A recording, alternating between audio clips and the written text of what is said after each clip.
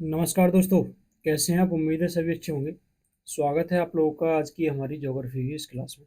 आज हम जल मंडल को पढ़ेंगे, जिसमें महासागर हैं, सागर हैं, महासागरीय जलधारा हैं, जल डमरू मध्य हैं यानी स्टेट हैं, और आपकी जितनी भी जैसे कि अन्य जो भी परिघटना है, जैसे अल्नीनो है, लानीनो है, उन सभी के बारे में पढ़ेंगे। ठीक है।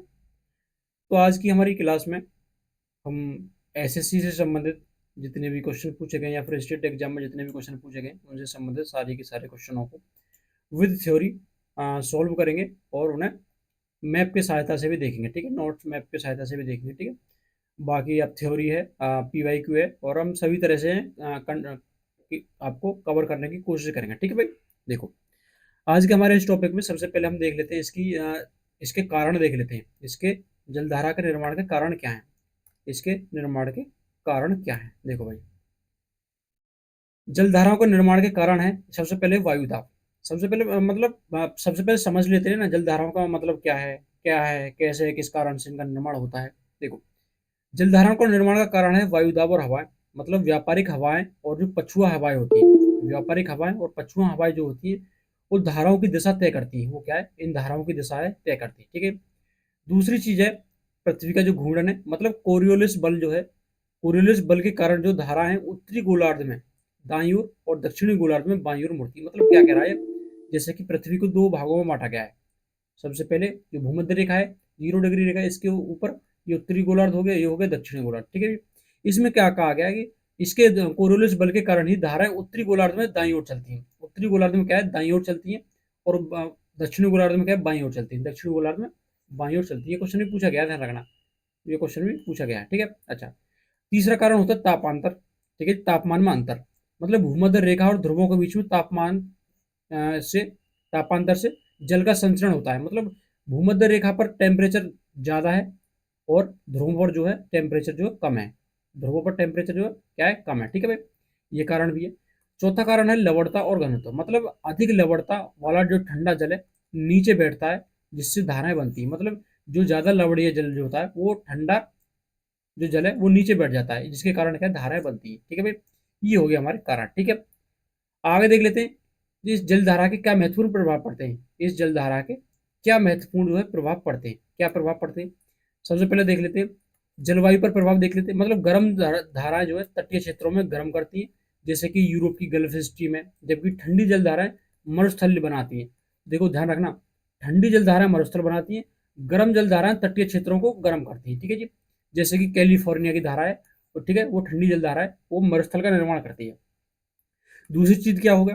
दूसरी चीज हो गया मत्स्य उद्योग। मत्स्य उद्योग पर क्या प्रभाव पड़ता है धाराओं का? मतलब धाराओं वाले क्षेत्र में प्लैंकटन अधिक होते हैं, जिससे मछलियां आकर्षित होती हैं, जैसे कि पेरू की हम्बोल्ट धारा है। मतलब प्लैंकटन मतलब जो मछलियों को खाना होता है। ठीक है जी। अच्छा, अगला हो गया नौवहन। नौवहन मतलब जो जहाजरानी, नौवहन प्रणाली पर क्या प्रभाव पड़ता है? मतलब धाराओं की दिशा जहाजों की गति को प्रभावित करती है। अब मान चलो जहाज को जाना है इधर और धारा चल रही है इधर, ठीक है, तो प्रभावित करती है। ठीक है जी, वो प्रभावित से करती है। ठीक है। जैसे कि अब आगे देख लेते हैं, कुछ क्वेश्चन देखेंगे इसमें। अब कुछ क्वेश्चन देखेंगे जिनसे क्वेश्चन जो बार बार पूछे जाते हैं, जो क्वेश्चन है बार बार परीक्षाओं में, विभिन्न परीक्षाओं में पूछे जाते हैं, उनसे संबंधित देखेंगे। ठीक है भाई। देखो, महासागरीय जलधाराएं, उनका वर्गीकरण किया गया है दो तरह से। किस किस में? एक, गर्म जलधाराएं जो भूमध्य रेखा से ध्रुवों की ओर बहती है। मतलब भूमध्य रेखा से जो ध्रुवों की ओर बहती है वो होगी क्या है? गर्म जलधारा। और जो ध्रुवों से भूमध्य रेखा की तरफ बहती है वो होगी ठंडी जलधारा, वो होगी ठंडी जलधारा, और ये होगी गर्म। मैंने क्या बताया? टेम्परेचर जो है भूमध्य रेखा पर अधिक होता है। ये भूमध्य रेखा होगी मतलब 0 डिग्री रेखा, इस पर जो है टेम्परेचर अधिक होगा। टेम्परेचर अधिक होगा, और यहाँ ध्रुवों पर जो है वो टेम्परेचर क्या होगा? कम होगा। ठीक है।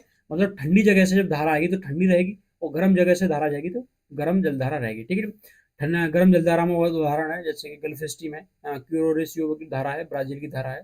वो ठंडी का उदाहरण है, लेब्रोडोर है, कैनरी है, और बेंगुएला की धारा है। ये सभी ठंडी जलधारा है। ठीक है भाई। अब देखो बारी बारी से इनके बारे में, सभी जलधारों के बारे में एमसीक्यू की सहायता से चर्चा करते हैं। ठीक है भाई। देखो, सबसे पहला क्वेश्चन है महाद्वीपीय सेल्फ क्या है? महाद्वीपीय सेल्फ क्या है, ये क्वेश्चन पूछा है इसमें। तो महाद्वीपीय सेल्फ क्या है भाई? महाद्वीपीय सेल्फ ही है। महाद्वीपीय सेल्फ क्या है? महाद्वीपीय सेल्फ सेल्फ ही है। ठीक है भाई, ये क्वेश्चन पूछा गया है 1999। ठीक है, देखो क्वेश्चन महासागरों से एक और पूछा जाता है, ये महाद्वीपों से क्वेश्चन एक और पूछा जाता है। चलो आगे, उसमें मैंने सारा ले लिया है, तो उसी के साथ ही हम इसकी व्याख्या देख लेंगे। अगला है मेरियाना खाई। मेरियाना खाई जिसे मेरियाना ट्रेंच भी कहा जाता है। तो मेरियाना खाई के बारे में पूछा है, किस महासागर में स्थित है? मेरियाना ट्रेंच किस में है? तो मेरियाना ट्रेंच किस में भाई? मेरियाना ट्रेंच किस में है? वो है प्रशांत महासागर में। कहाँ पर है? प्रशांत महासागर में। देखो, प्रशांत महासागर के बारे में और कुछ देख लेते हैं। जैसे कि प्रशांत महासागर में मेरियाना ट्रेंच है, ठीक है जी। और एक और है प्रशांत महासागर में, एक और है मिंडानाओ। मिंडानाओ, मिंडानाओ गर्त है, वो भी 21 में है, वो भी आपके प्रशांत महासागर में, ठीक है जी। वो आपने ले लिया, जो कि मेरियाना ट्रेंच जो है, मेरियाना ट्रेंच, ठीक है भाई, ये भी हो गया, ठीक है। इसके अलावा देखो, इसके अलावा देखो प्रशांत महासागर में, प्रशांत महासागर जो है इसका जो आकार है वो त्रिभुजाकार है। वो कैसा? त्रिभुजाकार आकार है इसका, ठीक है, त्रिभुजाकार में है, ठीक है। उसके अलावा देखेंगे प्रशांत महासागर में क्या है, दोनों तटों पर क्या है इसके, प्रशांत महासागर के दोनों तटों पर क्या है? वलित पर्वत है, वलित पर्वत श्रृंखला है, पर्वत श्रृंखला है, ठीक है भाई, वलित पर्वत श्रृंखला है दोनों तटों पर किसके? प्रशांत महासागर के। अगली चीज है, ये क्या है? इस पर एम्पेरर समुद्री टीला है। प्रशांत महासागर में क्या है?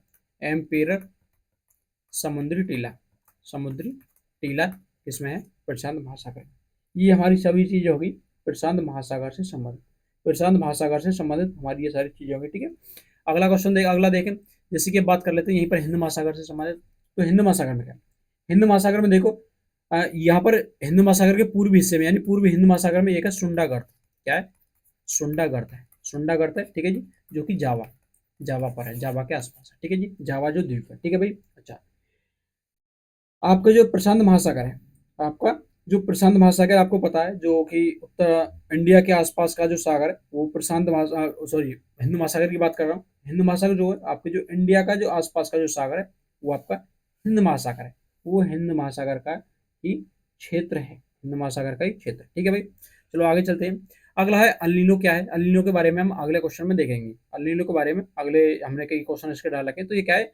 ये उष्ण समुद्री धारा है। ये क्या है? उष्ण, उष्ण समुद्री धारा है अल्नीनो। क्या है ये?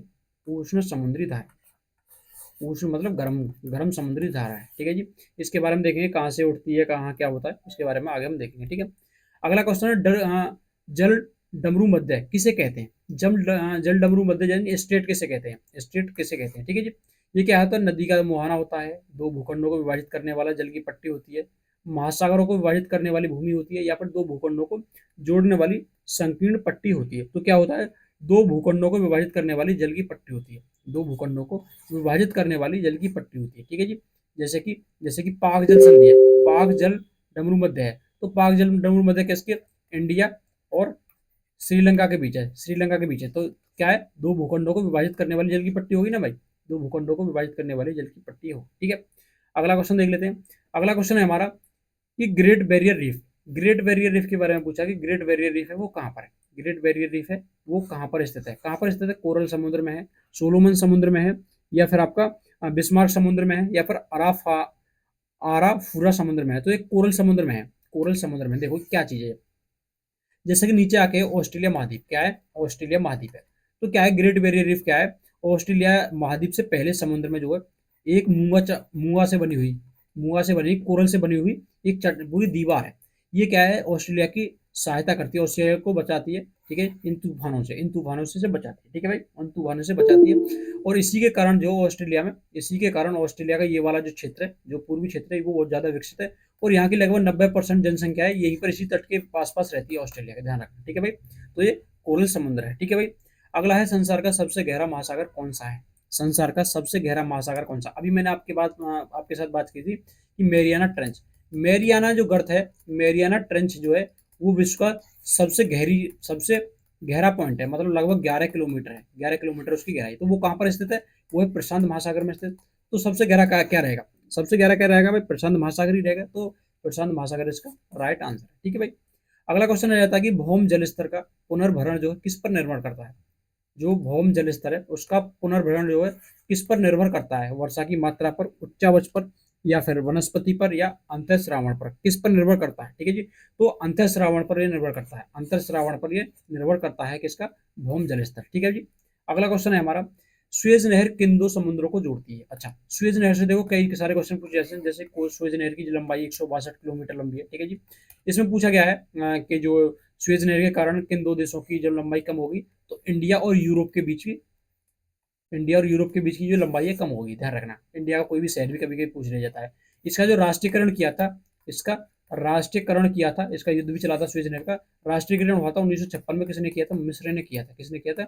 मिस्र ने इसका राष्ट्रीयकरण किया था, और मिस्र ही इसका जो सारा टैक्स वसूलता, ठीक है भाई।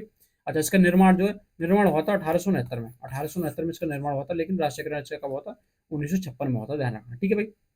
अच्छा, सुएज नहर जो है किन दो समुद्रों को जोड़ती है? सुएज नहर किन दो समुद्रों को जोड़ती है? तो लाल सागर और जो भूमध्य सागर है, उन दोनों को जोड़ती है। लाल सागर और भूमध्य सागर को ये जोड़ती है, ठीक है भाई, सुएज नहर।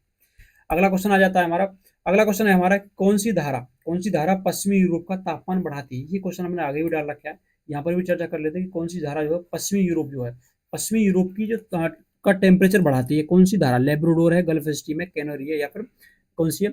उत्तर विषुवती धारा, ठीक है जी। कौन सी पश्चिमी यूरोप का तापमान बढ़ाती है? तो गल्फ स्ट्रीम जो है, जो कि गर्म जल धारा है। गल्फ स्ट्रीम जैसे यूरोप का कंबल भी कहा जाता है, यूरोप का कंबल कहा जाता है इसे, ठीक है जी, गल्फ स्ट्रीम को। ये जो है पश्चिमी यूरोप का टेम्परेचर बढ़ाती है। अगला है, विश्व के स्वच्छ जल का कितना प्रतिशत हिमानी बर्फ के रूप में है? ये पूछा है, विश्व में जो स्वच्छ जो जल है उसका कितना प्रतिशत जो है हिमानी यानी बर्फ के रूप में है? बर्फ के रूप में है, कितना प्रतिशत है? 50%, 10%, 70%, या फिर 30%? तो भाई 30% जो स्वच्छ जल है ना, वो सिर्फ हिमानी के रूप में, ध्यान रखना। 30% स्वच्छ जल केवल हिमानी के रूप में, ध्यान रखना, ठीक है भाई। अगला क्वेश्चन आ जाता है कि मृत सागर के पानी में नमक की सांद्रता कितनी है? ये चीज पूछी गई, देखो। मृत सागर जो है, डेड सी है, उसके नमक में सांद्रता पूछी गई है, तो कितनी सांद्रता है? ये पूछी गई कितनी सांद्रता है, तो 300 ग्राम पर लीटर है। कितनी है? 300 ग्राम पर लीटर है, इतनी सांद्रता है, ठीक है भाई। अगला क्वेश्चन आ जाता है मेरी, पाक जल संधि किनके बीच है? अभी मैंने इस पर चर्चा की कि पाक जल संधि के बारे में, ठीक है। तो पाक जल संधि किनके बीच है? तो भारत और श्रीलंका के बीच है, भारत और श्रीलंका के बीच है। मैंने अभी बताया था ना, इंडिया और श्रीलंका के बीच में जो क्षेत्र है उसे पाक जल संधि कहा जाता है। पाक जल संधि मतलब दो भूखंडों को जोड़ने वाला, अलग करने वाली जो संधि, ठीक है भाई। अगला है, सबसे छोटा महासागर कौन सा है? देखो, हमारे विश्व में 5 महासागर हैं, 7 महाद्वीप है, और 5 महासागर हैं। 5 महासागर हैं, ठीक है भाई, 5 महासागर। देखो, इसमें पूछा सबसे छोटा महासागर कौन सा है? सबसे छोटा जो महासागर कौन सा है? तो आर्कटिक महासागर है। कौन सा? जो आर्कटिक महासागर है वो सबसे छोटा महासागर है। कौन सा भाई?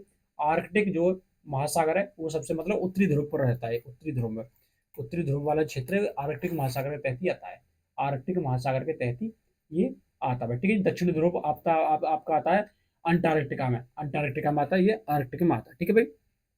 अगला क्वेश्चन आ जाता है, ज्वार भाटा का मुख्य कारण क्या है? तो ज्वार भाटा का मुख्य कारण क्या है? देखो, ज्वार भाटा से संबंधित कई क्वेश्चन पूछे जाते हैं। ज्वार भाटा का मुख्य कारण क्या है? सूर्य है, चंद्रमा है, पृथ्वी का घूर्णन है, या फिर हवा है? तो क्या चंद्रमा की जो आकर्षण शक्ति है ना, चंद्रमा की आकर्षण शक्ति है, चंद्रमा की जो आकर्षण शक्ति है वो ज्वार भाटा का कारण होती है। ज्वार भाटा का कारण होती है, आपको पता है 24 घंटे में 2 बार जो है ज्वार भाटा आती है। 24 घंटे में 2 बार ज्वार भाटा आते हैं, ठीक है। अगला क्वेश्चन है, हिमनद के पिघलने में से क्या होता है? जो हिमनद है उसके पिघलने से क्या होता है? हिमनद जो है उसके पिघलने से क्या होता है? समुद्री जल स्तर बढ़ता है, भूजल बढ़ता है, ये पूछा है इसमें, ठीक है जी। तो क्या होता है हिमनद के पिघलने से? क्या होता है भाई? इसमें समुद्री का जल स्तर बढ़ता है। अब ये बात, एक चीज देखो, सोचो, जब बर्फ पिघल के आएगी, बर्फ पिघल कर क्या आएगी? नदियों के सहारे कहाँ पर आएगी? समुद्र में आएगी। कहाँ पर आएगी? समुद्र में आएगी। तो उसका जल स्तर बढ़ेगा ना। इसी वजह से जो आपके टेम्परेचर, विश्व में यानी पृथ्वी के टेम्परेचर को, वायुमंडल के टेम्परेचर को बढ़ने से रोका जा रहा है। यदि टेम्परेचर बढ़ेगा तो वहां से बर्फ पिघलेगी तो समुद्र में पानी का स्तर बढ़ेगा, तो बहुत सारे देश हैं वो डूब जाएंगे, ठीक है भाई। आगे बात करते हैं, आगे इन पर चर्चा करते हैं कि जलमंडल जो है, जलमंडल पृथ्वी की सतह का 31% भाग आच्छादित करता है। मतलब जलमंडल जो है, अभी हम पढ़ते हैं ना कि लगभग 1/3 भाग पर जो है, आपके 2/3 भाग पर जो है क्या है?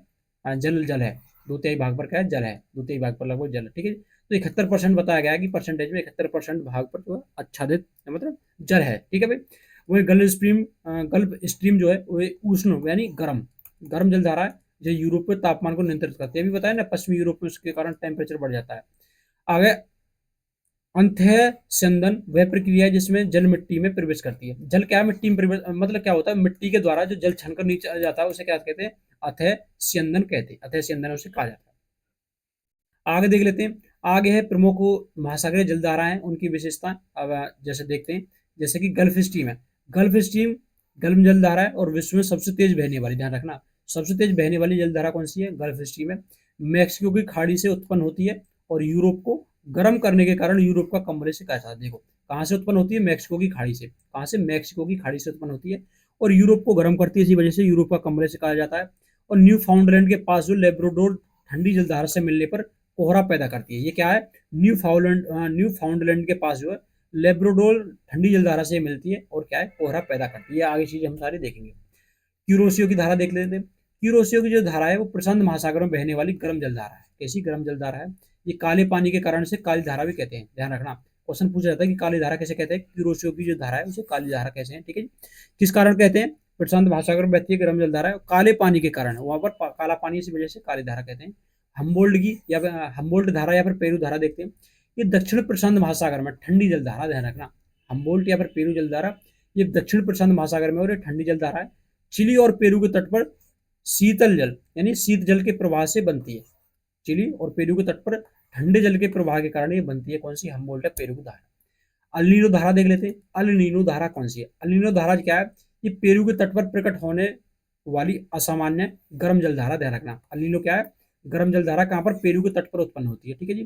क्रिसमस के बच्चों की धारा नाम से भी जानी जाती है क्योंकि ये दिसंबर में दिखाई देती है, ध्यान रखना। क्वेश्चन पूछा गया कि क्रिसमस के बच्चों की धारा किसे कहा जाता है भाई? अल धारा को कहा जाता है, ठीक है जी। कहाँ पर पैदा होती है? पेरू के तट पर। और लेब्राडोर की धारा की बात करते हैं तो उत्तरी अटलांटिक की ठंडी जलधारा है। लेब्राडोर की धारा कैसी है? ठंडी जलधारा है और उत्तरी अटलांटिक की धारा है जो गल्फ स्ट्रीम से टकराकर न्यू फाउंडलैंड के पास कोहरा पैदा करती है। अभी हम बात कर रहे थे ना जो लेब्राडोर की धारा की, लेब्राडोर की धारा की भी बात कर रहे थे, ठीक है। पहले तो बात की हमने यहाँ पर गल्फ स्ट्रीम के साथ में ये नीचे वाली बात की, ठीक है भाई। आगे देख लेते हैं। आगे हमारा ये हमने इस पर चर्चा करी ली, इस पर हमने चर्चा कर ली, इस पर भी चर्चा कर ली। आगे है सार्गेसु सागर। कुछ सागरों के बारे में बात कर लेते हैं, जैसे कि सार्गेसु सागर है। सार्गेसु सागर जो अटलांटिक महासागर का एकमात्र सागर है जिसमें चारों ओर धाराएं बहती हैं। सार्गेसु सागर जो है अटलांटिक महासागर में स्थित है और इसमें एकमात्र ऐसा सागर है जिसमें चारों ओर जो धाराएं बहती हैं, धारा ही धारा बहती है। अल नीनो की भी बात करती है, प्रशांत महासागर में उत्पन्न होने वाली घटना जो भारतीय मानसून को प्रभावित करती है। ये घटना जो प्रशांत महासागर में उत्पन्न होती है, मतलब पेरू तट, अभी मुझे बताया था आपको, ठीक है। उसके बाद ये भारतीय मानसून को भी प्रभावित करती है। अटलांटिक महासागर अंटार्कटिका जो परिधि प्रवाह धारा जो है ये विश्व की सबसे बड़ी और शक्तिशाली धारा है। ये जो है अंटार्कटिका परिधि प्रवाह धारा जो है ये विश्व की सबसे बड़ी और शक्तिशाली धारा है, ठीक है जी। Arktika, sorry. अगला है विश्व की सबसे तेज। क्वेश्चन अभी हमने बताया था विश्व की सबसे तेज बहने वाली धारा कौन सी है? गल्फ स्ट्रीम में। यूरोप का कंबल गल्फ स्ट्रीम को कहा जाता है। और हम्बोल्ट जो धारा है किस महासागर में उत्पन्न होती है? वो प्रशांत महासागर में उत्पन्न होती है। आगे देख लेते हैं, नोट्सों के साथ देख लेते हैं। नोट्सों के साथ देखो मैंने क्या किया है, मैंने जो ठंडी धारा है उन्हें ब्लू कलर से पॉइंट किया है, देखो नीचे भी मैंने बता रखा है, ठीक है। और गर्म को लाल कलर से, ठीक है जी। देखो जैसे कि ठंडी है लेब्राडोर की धारा ये रही, ठीक है जी। ग्रीनलैंड की धारा ये रही, कैनारी की धारा ये रही, गल्फ स्ट्रीम ये रहा, कंबल यूरोप का कंबल इसे कहा जाता है, गर्म जल धारा है, ठीक है जी। फ्लोरिडा की धारा है, गर्म है, ठीक है जी। गिनी की धारा है, गर्म है, ठीक है जी। बेंगोला की जो धारा है ठंडी है, ठीक है जी। फॉकलैंड की धारा कैसी है? ठंडी है, लेकिन ब्राजील की धारा है वो गर्म है, ठीक है जी। पेरू हम्बोल्ट धारा ये रही, वो ठंडी है, ठीक है। कैलिफोर्निया की धारा है वो भी ठंडी है।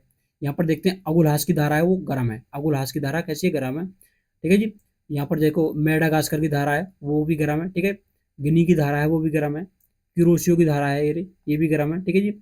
आपका देखो पूर्वी ऑस्ट्रेलिया, पूर्वी ऑस्ट्रेलिया की धारा कैसी है? पूर्वी ऑस्ट्रेलिया की धारा कैसी है?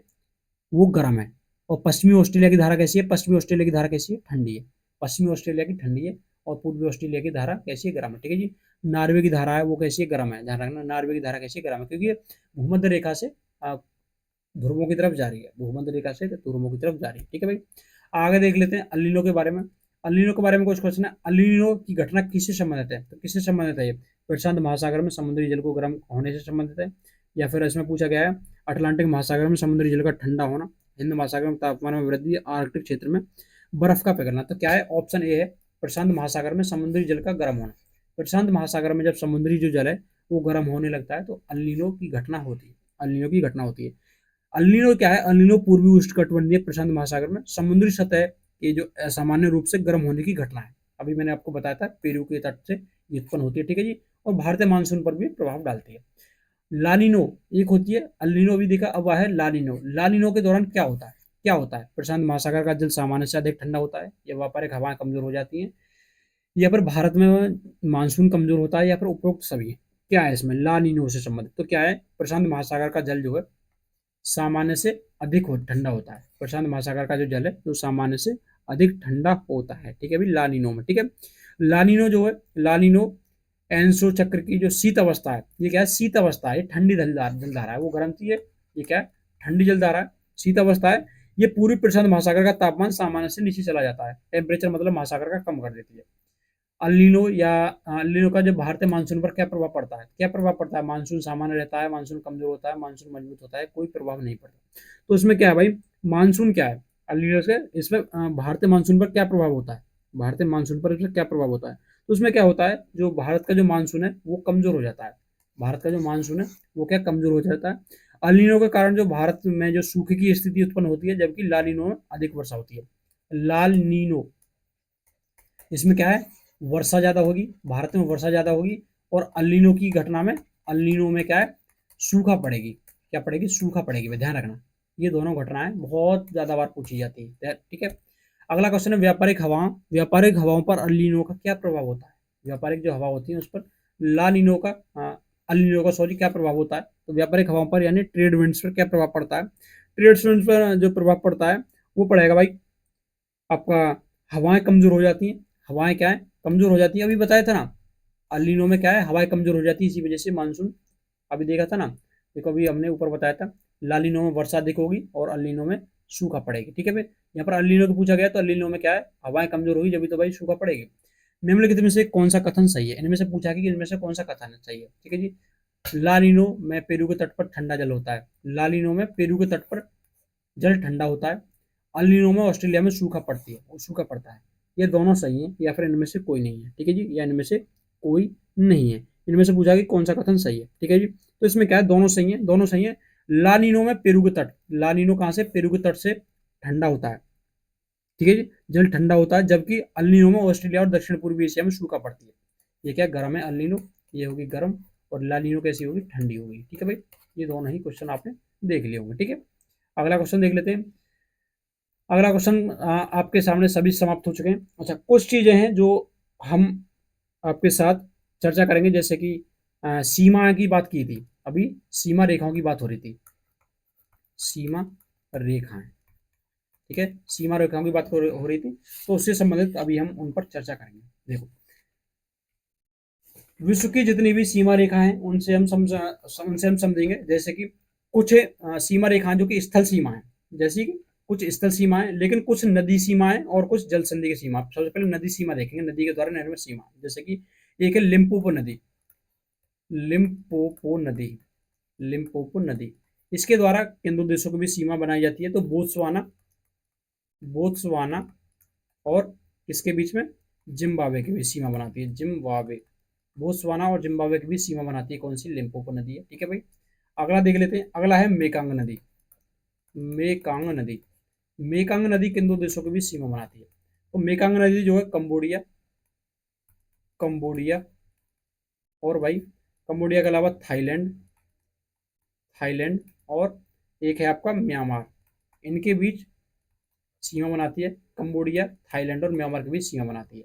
वहीं देख लेते हैं हम साल्विन नदी, साल्विन नदी, साल्विन नदी जो किन दो देशों के बीच सीमा बनाती है? तो ये बनाती है म्यांमार, म्यांमार और थाईलैंड के बीच, थाईलैंड के बीच सीमा बनाती है। ध्यान रखना, कौन सी? साल्विन नदी। साल्विन नदी को म्यांमार की जीवन रेखा भी कहा जाता है। ठीक है भाई, अच्छा, अगला देख लेते हैं।